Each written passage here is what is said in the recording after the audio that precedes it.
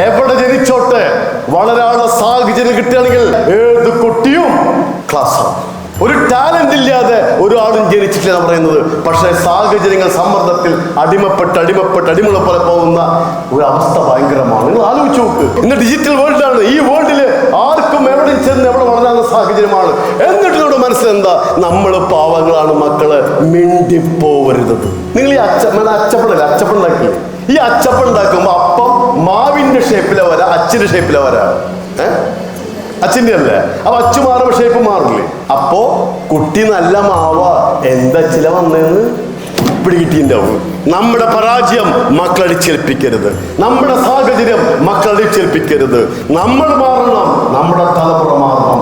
ഇതായിരിക്കണം ചിന്ത. വലിയ വലിയ ആൾക്കാരെ കാണുമ്പോൾ നമ്മുടെ മനസ്സിൽ വരണം ഒരു സെന്റൻസ് ഉണ്ട്. അറിയോ നിങ്ങൾക്ക് എന്തത്?